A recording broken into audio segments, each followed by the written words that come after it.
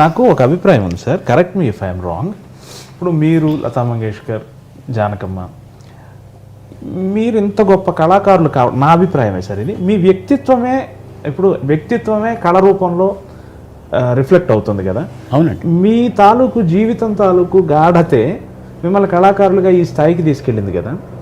ఇప్పుడు వస్తున్న కొత్త వాళ్ళ వ్యక్తిత్వం అంత గాఢతకి చేరకపోవటం వల్లే వాళ్ళు మీ స్థాయికి రావడం లేదేమో సార్. వాళ్ళు అందరినీ కలిపమంటున్నాను. వాళ్ళు ఒక స్థాయికి వచ్చిన తర్వాతే వాళ్ళ వ్యక్తిత్వం ఏంటని మనకు తెలుస్తుంది.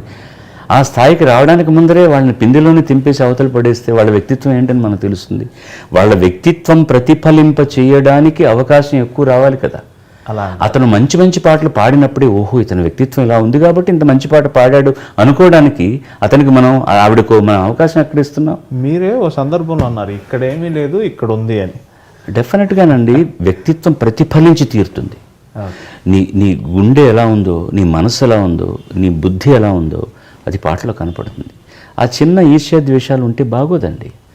నేను ఈ సందర్భంలో ధైర్యంగా ఒక ఎగ్జాంపుల్ చెప్పదలుచుకున్నాను. నా ఎదురుగుండా వచ్చి చేతులు నిలుపుకుంటా ఆహా మీకంటే లేని వాళ్ళు అందరూ అన్నవాళ్ళు వాళ్ళని ఇంటర్వ్యూ చేస్తున్నప్పుడు మీరు ఎందుకండి మీరు బాగానే పాడుతున్నారే అన్నీ బాలసుబ్రహ్మణ్యం పాడారు లేదండి అంత రాజకీయం అండి తొక్కేశారు అని అన్నటువంటి వ్యక్తిత్వం ఉన్నవాళ్ళు, అలాంటి వ్యక్తిత్వం ఉన్నవాళ్ళు అక్కడే ఉంటారు అంతే. ఇప్పుడు నాకు యేసుదాస్ గారి కంటే బాగా పాడాలని తాపత్రయం ఉండాలి, నేను దాన్ని కృషి చేయాలి, బాగా పాడగలగాలి. యేసుదాస్ ఏం పాడుతున్నాడు, ఆయన పాట రాకుండా చేయడానికి నేను ఏదైనా ప్రయత్నం చేయగలనా అని ఆలోచిస్తే నువ్వు అక్కడే ఉంటావు. ఎవరిని రాలేదు. నేను ఏమన్నా బస్ స్టాండ్కి వెళ్ళి రైల్వే స్టేషన్కి వెళ్ళి మనుషులను పెట్టి నువ్వు రావద్దా ఆగిపోయి ఇక్కడ నీ ఎవరో పాడడానికి ముందు నా మాట చెప్తే విని మ్యూజిక్ డైరెక్టర్లు నువ్వు సార్ నేను తప్ప ఎవరు పాడడానికి వీలేదు అంటే అప్పుడు నా గాత్రం ఎంత, నా స్థాయి ఎంత, నువ్వు కాదు ఇంకోటి పోరాని పక్కకు తోస్తారు. నేను నా స్థాయిని సంపన్నం చేసుకోవడం కోసం కష్టపడ్డానే తప్ప ఇంకెవరు రాకూడదు అనలేదు. మా సీనియర్ కళాకారులు కూడా నేరుగా సభల్లోనే అన్నాడు, అయ్యా ఘంటసాల గారు ఉన్నప్పుడు ఏదో కామెడీ పాటలు అవన్నీ మాకు ఇచ్చేవారు, కొంతమంది హీరోలకు పాడాం. ఇతను వచ్చిన తర్వాత సేనాధిపతి దగ్గర నుంచి సైనికుడి దగ్గర నుంచి రాజు దాకా ఇతనే పాడుతున్నాడు, మాకు రావట్లేదు అంటే నేను పాడిన పద్ధతి అది వాళ్ళకి నచ్చింది. నేను ఎవరికి ఎలా కావాలో అలాగ పాడాను. అది ఇప్పుడు కూడా ఆ గొప్పతనాన్ని నేను ఒప్పుకోకపోతే నాకు నేను ద్రోహం చేసుకునేవాడిని కాదండి. దాన్ని కూడా సవినయంగానే భరించాను తప్ప ఎక్కడా నేను ఒక తుల్యమైన మాట మాట్లాడలేదు. ఏదో వాడు మనసు నొచ్చుకుంది అన్నారని వాళ్ళే నా ఎదురుగుండా వచ్చి తమ్ముడు ఆహా నువ్వు పాడుతున్నట్టు ఎవరు పాడలేరు అన్నప్పుడు దాన్ని కూడా చిరునవ్వుతోనే స్వీకరించాను తప్ప నేనేనాడు ఏదో అది తర్వాత వాళ్ళ మానసిక పరిపక్వత అలాంటిది. వాళ్ళు మాట్లాడేటప్పుడు ఎక్కడైనా ఒక కెమెరా మన మీద ఉంది, మీరు ఎక్కువ పాటలు పాడలేకపోయారే బాలసుబ్రహ్మణ్యం గారు పాడుతున్నారు అన్నప్పుడు అయ్యా ఆయన నాకంటే బాగా పాడతాడు, నాకంటే గొప్పవాడు. నేను యేసుదాస్ గారి గురించి చెప్పట్లేదా, బాలమురళి గారి గురించి చెప్పట్లేదా, కిషోర్ కుమార్ గారి గురించి చెప్పట్లేదా, ఉన్నమాట చెప్పడానికి ఏంటి తప్పులేదు. అది చెప్పడానికి ఒక చిన్న ఇన్ఫ్లెక్స్ లోపల ఒక ఇన్ఫీరియారిటీ కాంప్లెక్స్ వచ్చి నేను వాడికంటే బాగా పాడగలను వాడు నాకు అవకాశాలు ఇవ్వకుండా చేశాడు అనడం అపరిపక్వతకు ఒక నిదర్శనం అంతే తప్ప వేరే ఏమీ కాదు.